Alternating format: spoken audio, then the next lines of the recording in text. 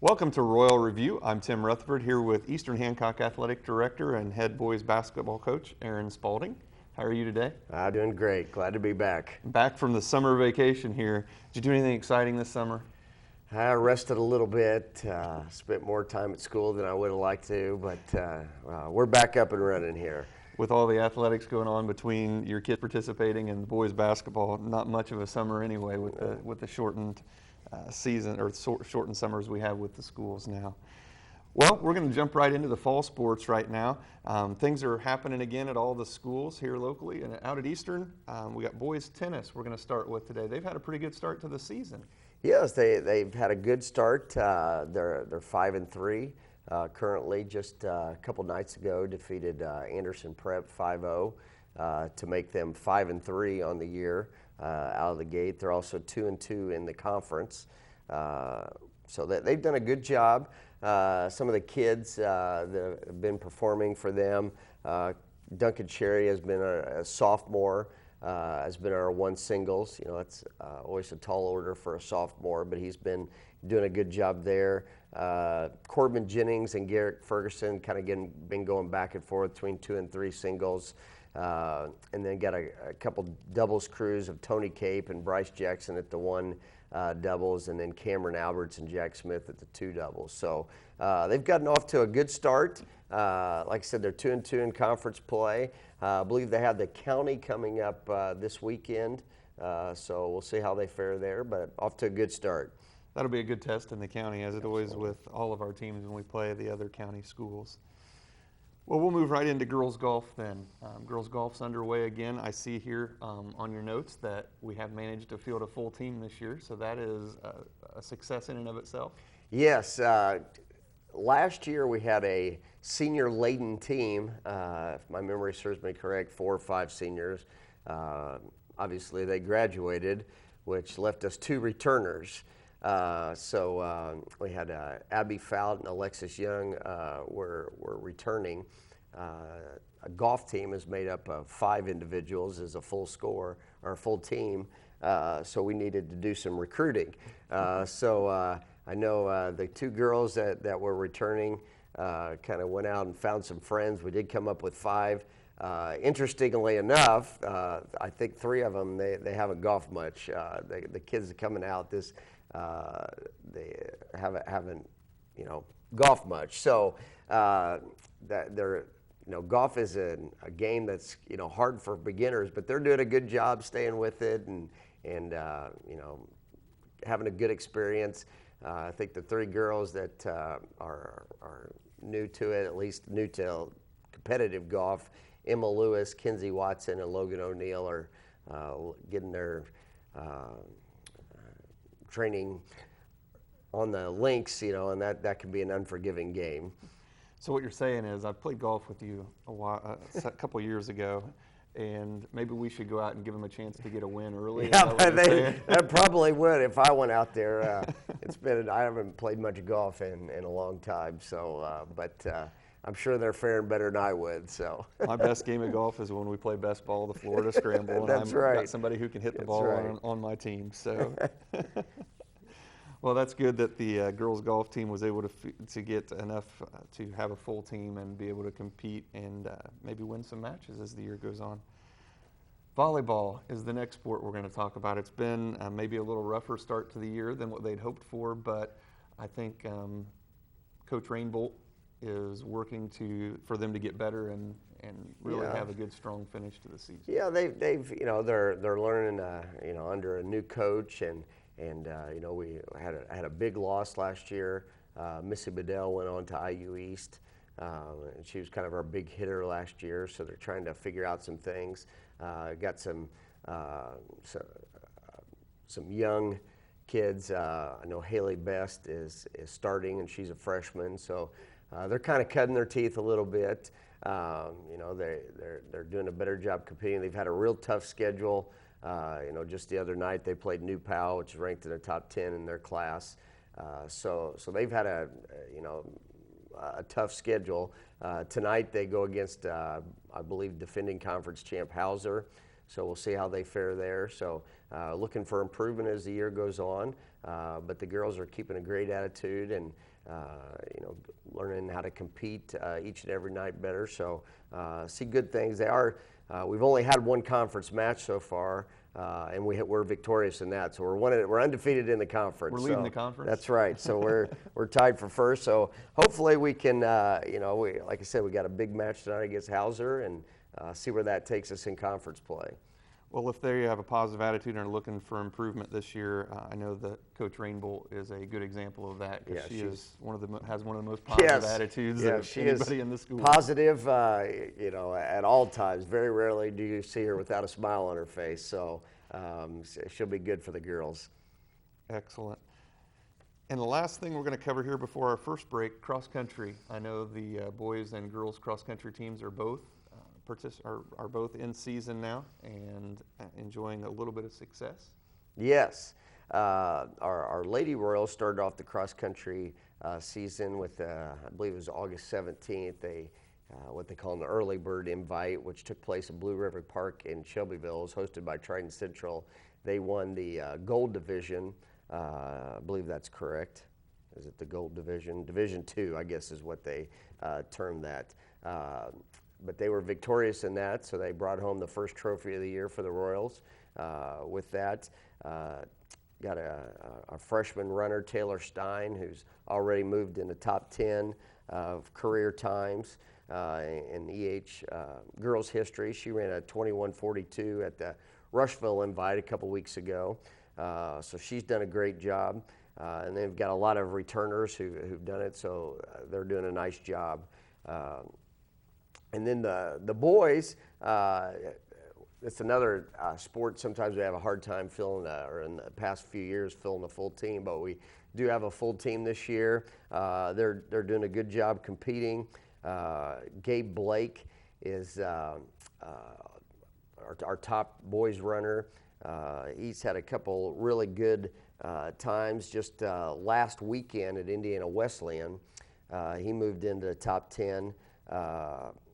Career also in Eastern Hancock history. He ran a 17:23. It also placed him 11th out of 192 runners. So a lot of great runners there at the Invite. Also some kind of an interesting, we have a couple on both the boys and girls side have a foreign exchange touch. On the girls side, I have a girl named Zena.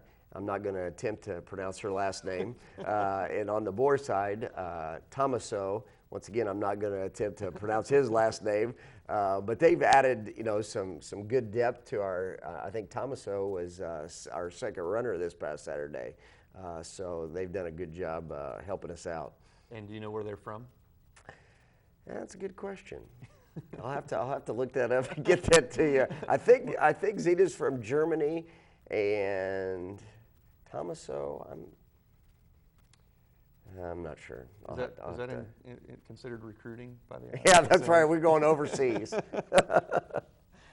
All right. Well, thank you, Coach, and we will be right back after these messages on Royal Review.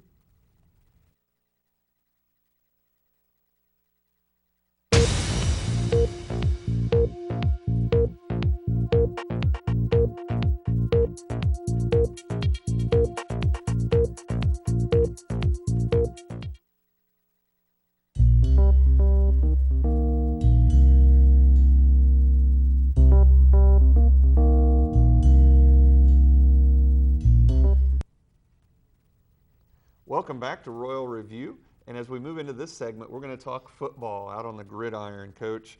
Our team this year off to a really good start. We lost several players to graduation last year, so I think the coaching staff's probably pleased with what they've seen so far. Yeah, well, last year we, were sectional champions, lost in the last, few seconds of the regional.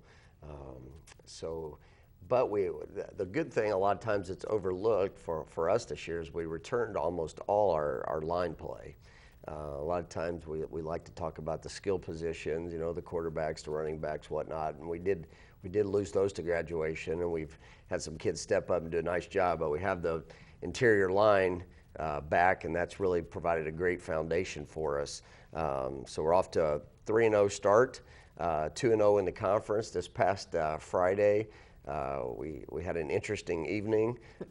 We defeated Indian Creek 41-7 with about an hour and a half intermission in there, but did a great job, keeping our focus and coming out there. At the time going into the after the delay, we were just a little bit into the second half. We were up 13-7, and then we scored 28 points before the third quarter was over, and we're up 41-7. That proved to be the final. So they're doing a nice job. That win proved to be Coach O'Hare's 100th career win as a varsity football coach. He's been at 3 places. He's been at Cathedral. He's been at Hamilton Southeastern, and now we're happy that he got his 100th at Eastern Hancock. But that was a good thing for us Friday. And after that, we actually are in the Sagarin ratings, ranked first in Class 2A. So that's quite an accomplishment. We're still early in the season, but looking for great things. This Friday we got Milan coming up, another conference opponent, good conference team. So we'll see where we are going into Friday. And being number 1 in the Sagarin ratings in 2A is significant because this is the first time our football program has ever participated in 2A. It's the first time in, I believe, maybe 18 years. Way back when, we in the mid to late 90s, we participated for a year. It hasn't been very often, but we slid up into 2A. I know we got it handed to us once by Chittard at Eastern Hancock back at Coach Schultz talks about that game back when he played. But yeah, it's not been very often. It's been a long time since we participated in 2A. Coach Schultz has a lot of memories from when he played, doesn't he? Absolutely. Well, as we move forward with the season with the Royals on the football field, then we're looking for some more good things out of them and continuing to improve so that some of our younger skill players will be ready to go when we get to the playoff time. Absolutely. Well, we're going to move to one of the awards that we give at Eastern on a weekly basis. It's the Royal Pride Athlete of the Week. You've given a few out already, but would you like to take a second and just describe exactly what Royal Pride Athlete of the Week means at Eastern? Right. The Royal Pride Athlete of the Week is we have, and I'll get to this a little bit later when we talk about a vision, but we have a certain thing of kids just doing things right. The 3 characteristics of Royal Pride that we've narrowed it down to is a character. We want kids of high character, doing the right things at the right time. Competitive greatness, meaning whatever that particular athlete's best is, that's what we want, whether it be, all state or whether it be just they're getting better. And then the last thing is leadership that serves, that they're looking to, they're putting others ahead of themselves. So we're looking at these kids in those 3 characteristics, and it's not necessarily the best athlete. It's not necessarily the person who scored the most points or ran the fastest or scored the most touchdowns or whatever.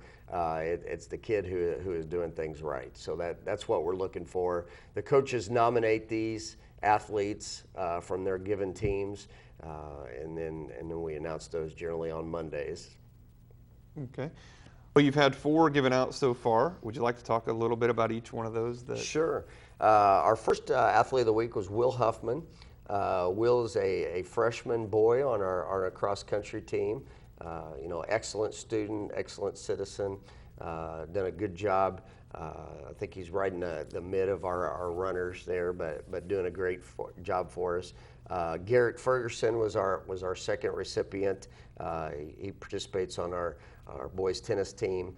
As I mentioned earlier, he kind of goes back between number 2 and number 3 singles wherever he's needing. Coach Walski talks about him being a really good leader. He was our second recipient. Owen Hunt was our third. He's a member of our football team. He just is somebody who's a real worker, does a good job as a leader. And then our most recent recipient was Carly Gray, a girls cross-country runner. Carly's been battling injury I know I helped at the Invitational at Monroe Central. We actually carried her from the finish line to the tent, thinking she had a stress fracture. And she's been battling that. They're not sure what's going on with her. So she actually ran again this past Saturday, battling through a lot of pain, but has a lot of grit and shown a lot of heart in participating this fall. So those are our 4 thus far, and each week we'll pick a new athlete. Well, sports are hard to participate in when you have pain in anywhere, but if you're a runner and your legs are hurting, that's makes life pretty tough. Yeah. So, well, excellent. It's good to hear about some of the positives that our athletes are doing, not just on their field of play, but also out in the community and in their schools. So, the last thing we're going to talk about this segment are athletic boosters. They have a lot of different fundraisers. Fortunately, one of them listed here is not working at the track for one of the races. I know we've had that experience, and the next time you schedule that, I'm busy that day. But it was a life-transforming opportunity we had that day, I think. That's right. But we've had several opportunities for people if they want to support Eastern Hancock Athletics, where they can come out and do different activities that the boosters have scheduled. Would you like to talk a little bit about Yeah, a few things we're doing this fall. We have activities at the football games. For instance, this past our first football game, we've got 3 brave faculty members to get into a dunk tank, and we had a line probably 20 deep all night long trying to dunk their favorite teacher, put them in the water. Did that, and we also had a football toss where they throw footballs through a tire, and some activities, because I found during my career as an AD that kids in elementary school do not want to sit down and watch the game. They want to be up moving, so we've tried to provide some activities. I know this coming Friday, a week from tomorrow at the Knightstown game, we're going to have an inflatable obstacle course that the kids can go through. So we're planning various activities. Our boosters are putting those on for it, trying to do a couple things. Number one is provide safe alternatives for kids to be running around doing, so they're not tackling each other in the sidelines, and then also raising some money for athletics at Eastern Hancock. I'm sorry? So the number one thing parents need to know is you need to bring a couple extra dollars That's if you're coming right. to the game, Yeah, because that's right. your child will be asking That's for right. extra money So and not just for the concessions. Absolutely. Come. I know it cost me $10 last Friday, so given to my kids. So Yeah, my son wanted to do the dunk tank, and I made him wait till Coach Rainbolt got in. So. There we go. Yeah, I guess I should mention our brave souls. Bethany Stacy was our first in the dunk tank. She's a kindergarten teacher, a real fun personality, and I think she's still talking to me. And then Mr. Stonerock, Rob Stonerock, a high school English teacher, got in there. I know his own daughter was saving up her money to dunk her dad, and did so. And then, as you mentioned, Corey Rainbolt, our volleyball coach, was in there third. And then Dustin Eck, a 5th grade teacher, was in there last. So we appreciate them helping us out. Excellent. Well, I know those are going to continue when we have home football games. We also have a couple other opportunities. You have sponsorships? Yeah, I want to talk a little bit about our sponsorships. We have corporate sponsorships on one side, and there's different levels that are different businesses that can participate in, anywhere from $1,000 a year down to $125 a year. So there's various sponsorship opportunities. If anybody's interested, please contact me, and I will make sure we get you in your right level of sponsorship. And then we also have family sponsorships. We have what's called a gold sponsorship. That's $100. We have a blue sponsorship, that's $50, and a white sponsorship, that's $25, and their names are listed on the back of our varsity programs. And just, it's helping out Eastern Hancock Athletics and giving back to the school and the kids and the community with those things. Excellent. Well, I know we have one more thing to talk about with the boosters, but we're going to do that after we take a quick break here on Royal Review.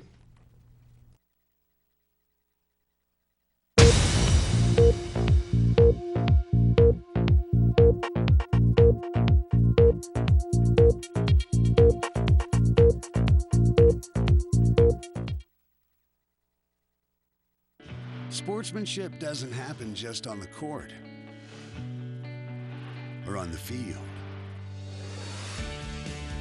or on the mat.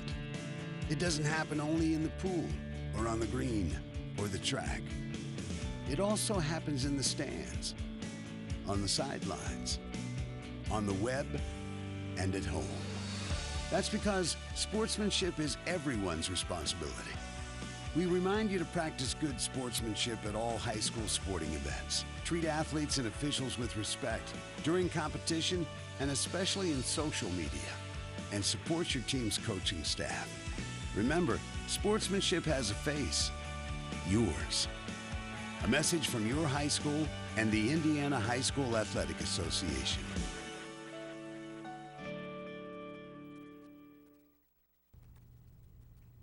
Welcome back to Royal Review. I'm here with Aaron Spalding still, and we're talking Eastern Hancock athletics. And when we left to go to the break, we were talking about the athletic boosters and the opportunities to support Eastern Hancock athletics. We have a big night coming up in October. This has become one of our primary fundraisers for the boosters. Sports Mania Night, what does that entail? Yeah, it's really a free-for-all, basically. This year it'll be Saturday, October 24th. Among the highlights, we've got something for all ages, going down for all the way. The young kids, we have carnival-type games that they can participate in. And then for the little bit older kids, we've got some athletic games like hot shot basketball and some football toss, speed pitch baseball, those types of things.